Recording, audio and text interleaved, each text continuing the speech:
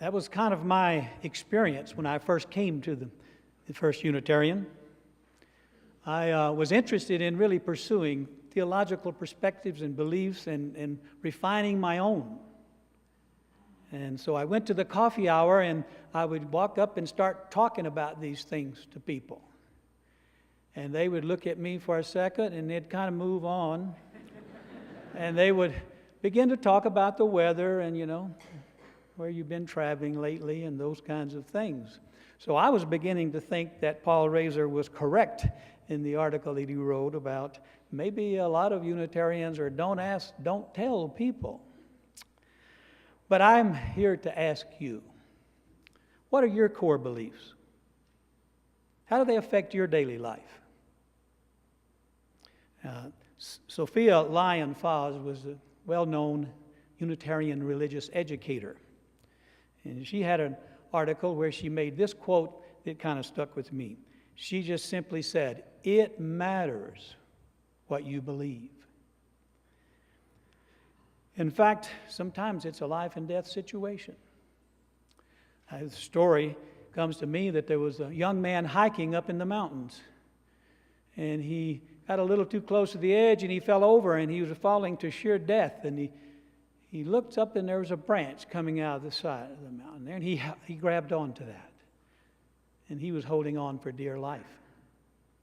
He looks down, he looks back up, and he says, "Is there anybody up there that could help me?" And there's a big booming voice came out of the sky. It says, "Yes, my son, I am here." He said, "Can you help me? Can you help me?" He said, "Yes, I can help you, but first, do you believe?" He said, "I believe, I believe, I believe." And the voice came back and said, "Okay, let go of the branch." He looked back up and says, "Is anybody else up there could help me?" So sometimes beliefs might be a life and death situation. But someone told me too about Unitarian faiths and beliefs. They said, "Roy, the very basis of a Unitarian faith is the unshakable belief that your guess is as good as mine." And I thought, there's a lot of truth to that. But when I came to First Unitarian, I came a few times and I went in to talk to Christine and I sat down and I won't forget this. I sat down and I was going to be right brash and forward, and I said, "Look, I'm a secular, I'm a non-theist, and I just don't know if I would fit in here or not." She looks over at me and says, "Roy, I think you'll fit in just fine."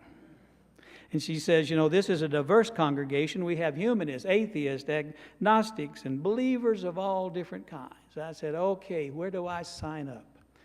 Christine said, "I just happen to have the membership book over here." She grabs that over, and I signed up, and I became a member that very day. And as I learned more about Unitarian, the 7 principles in particular, number 4 jumped out at me, the 4th principle. You all know the 4th principle, right? The 4th principle says, "We affirm and promote a free and responsible search for truth and meaning." That really resonated with me.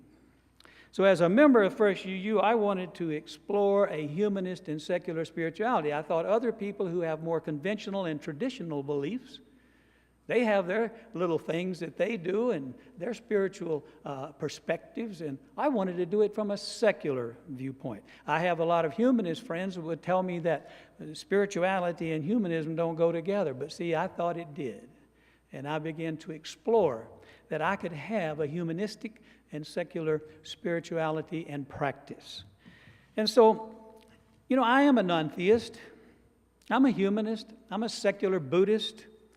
I don't believe in God or gods of any kind, no supernatural forces, no deities. I believe in nature is all there is, and I'm a part of nature. Makes it simple for me. Now, some of you, I don't know, I guess some of you might be disagreeing with me right along here. Maybe some of you agree, but that doesn't matter.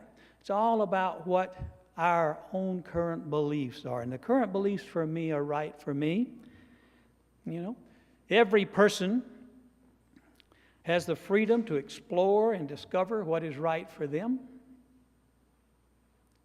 You know, Goethe, the great German philosopher, Johann Goethe, he said something that really also connected with me. He said, all truly wise thoughts have been thought already thousands of times. To make them truly ours, we have to think them over again, honestly, until they take root in our personal experience. And you know, the Buddha said something about beliefs too. He was teaching one day to a group of followers. I think actually the Buddha was the first Unitarian in my book. And when you hear this quote, you'll understand why. It could have come straight from a Unitarian. The Buddha was teaching, and his followers began to ask him questions. And they said, you know, what are we supposed to do? We go over here to this teacher, and he says one thing. We go over to this teacher, and he says something else. We come to you, and you say something else. What are we to believe? The Buddha said, believe nothing, no matter where you read it or who said it, no matter even if I said it.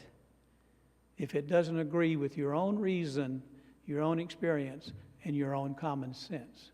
So I thought, boy, that is good enough for me. And I would like to express some appreciation at this point of what I've been able to do in that journey that I have had here at First Unitarian in trying to explore and deepen what it is I believe and work with other people that are doing the same thing. And I do appreciate Christine and Angela, who, as I was talking about different things and wanting to do different things, and I came to them several times with a few complaints. I said, there's really a lot of God stuff around here. Not so much secular stuff. And one day Christine says, well, what are you going to do to create something around that? Oh, I said, I was waiting for other people to do that, No. She said, why don't you start a humanist study group? I did. I put out a flyer. I revved it up at coffee hour for those who would stand and listen. And that first meeting, I had 45 people show up. I was shocked. And then that went so well, I thought, man, I'm on a roll. So then I started the naturalistic spirituality study group. Then I started the secular Buddhism study group. And then, along with another member of this congregation, Pam Bliss, we started the mindfulness meditation group. All these groups have really been beneficial in this pursuit that beliefs really do matter.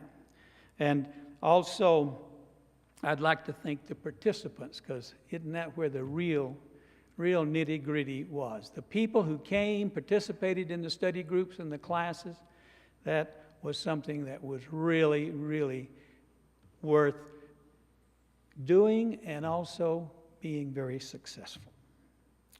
So, my point is, whatever beliefs you have, humanist or atheist or theistic or some combination, it's important to explore, reflect, and look more deeply at what you believe and how it affects your everyday life. That's what I'm going to do, because beliefs really do matter.